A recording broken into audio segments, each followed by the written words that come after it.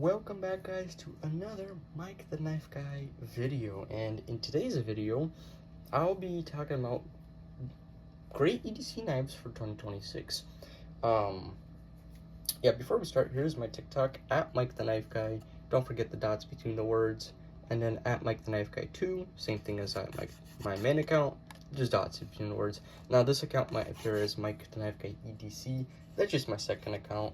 So yeah, and actually, I almost got banned on here. They were saying I was impersonating someone on my main account, even though I wasn't. They said I wasn't being original. TikTok was saying that, and this, and everything. And they were being really annoying about it. And I'm guessing they were trying to either ban me or just get rid of my account.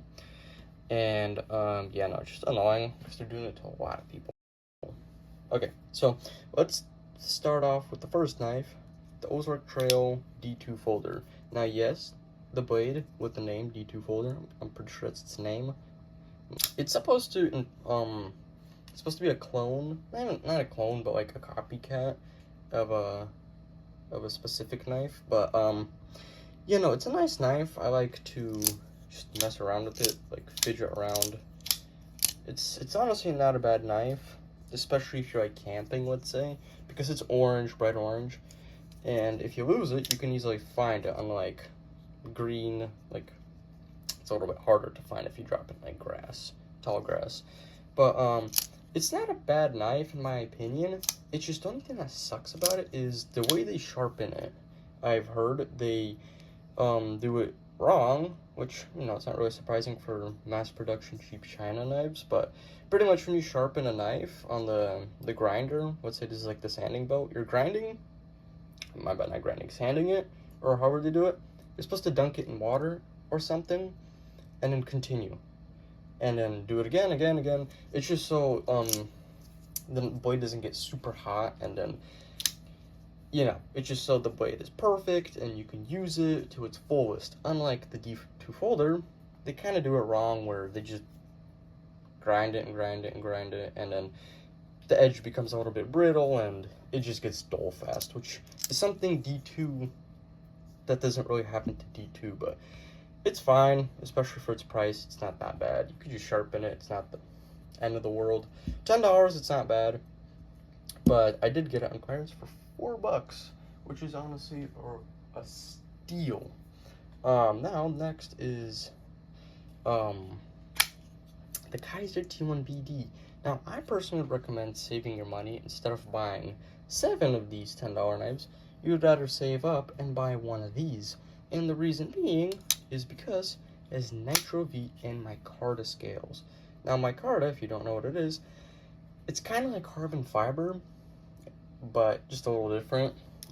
If I'm not mistaken, it's made with paper, which sounds bad, but honestly, it is not bad at all.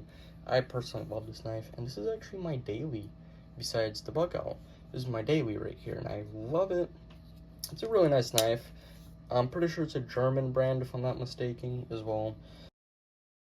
You know, the name as well kind of sounds German, Kizer. But it's a really nice knife, Nitro V steel blade, which that's why it costs like $70, $75, something like that. Now, if you do get this on discount, good for you. You are lucky, like on Christmas, let's say, or something. But another thing I like about it, it is a button lock, but like a liner lock. So in my opinion, it's more durable in my opinion. Like, not durable, it's stronger. Like, the blade won't randomly close on you like the button lock, the ones with springs. It won't just snap out or something like that. It stays there, and there's no need of worrying about the spring or anything like that. And yeah, I love this type of liner lock with button liner lock. I love it personally. It's really nice, and it has a reversible clip. Same thing with this knife, and spyderCo. They all have reversible clips. Just with these scales, it doesn't. But okay, let's go on to another knife. Now, this one might be a little controversial. People saying, why are you recommending the bugout? And honestly, it's not a bad knife at the end of the day. It does have S30V steel blade. Yeah, and it's not a bad steel. It's just one thing I'll say. This is no hate to you, benchmade. it's a little outdated, especially for its price. I get when the knife just came out and you priced it, I forgot, I don't know the original price, but I remember it was $190 recently. They marked it up to $200. And I do get it, you know, with like what's happening around the world, you know, steels and stuff, everything's becoming more expensive, but for a steel like this, it doesn't mean it has to cost $200. I don't find that really valid. In my opinion, it should actually come a little cheaper, not more expensive, because it's more outdated and there's better steels coming out, more newer steels, more durable steels. Now, this doesn't mean S30V isn't durable or sharp or good or anything like that. The S30V is still a really good steel, but in general, it doesn't mean the knife has to cost $200. That's just because it's American made, which yes, I like to support American made companies, like knives, American made knives, but that doesn't make it valid to cost $200 in my opinion, especially for the type of scales it comes with. It's like, I get if it came with a carbon fiber, it would cost $200, but like, just for this, $200 is not worth it. Now, it is really easy to modify them. What I mean modifying them is like changing the scales, thumb studs, barrel spacers, clip, which I already have an aftermarket clip, and thumb studs, which are Timascus. But yeah, it does run on washers. Forgot to say that. This runs on bearings, this runs on washers, and this runs on bearings as well. Now here's the SpyderCo PM2. I personally really love this knife, specifically because it scales. Now, the SpyderCo PM2 itself doesn't come with these scales. These are made by Boss, and it's a really nice knife in my opinion. This is like my favorite knife out of my whole collection. Now, Boss did like they're kind of like running out of stock with a lot of stuff, so it's really hard to get your hands on these scales for the PM2 or any knife. Now, one thing I do love about the PM2 is it is CPM S45EN, which means CPM, if I'm not mistaken, CPM means it's manufactured by machines to the perfect. So pretty much this is like S45EN. It is S45EN. And no, I love it. It's USA made. Now the price is a little ridiculous for the base model, $300 or $350. That's a little bit absurd in my opinion, especially kind of like the benchmade. It's American made. Now I do love supporting American made products. Now this is no hate to any of these brands, these two. No hate to Ozark Trail or Kizer. I'm just pointing out some points and saying like, you know, it's kind of a little absurd in my opinion for making it that expensive, especially that these come with basic plastic like scales for $300. It's a little expensive, but you know, I like supporting American brands, so that's why I have American made knives. Now, there's nothing wrong with owning these knives. I own them myself.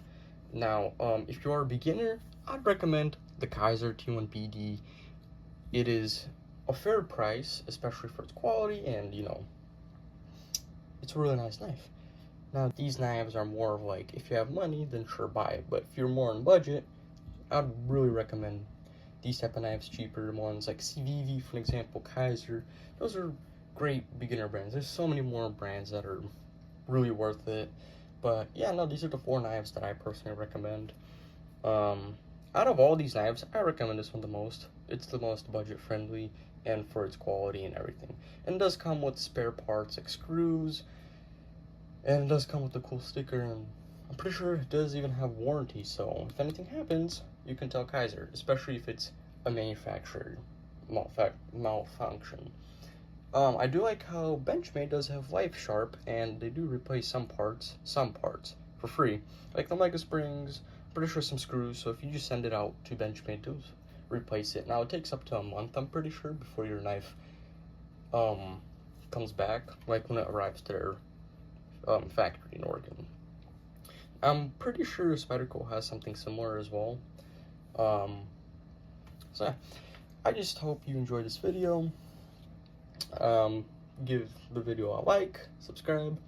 I appreciate that a lot, especially if you follow my TikTok. The link is in my channel description. I hope you enjoyed the video, and yeah, see you in the next one. God bless.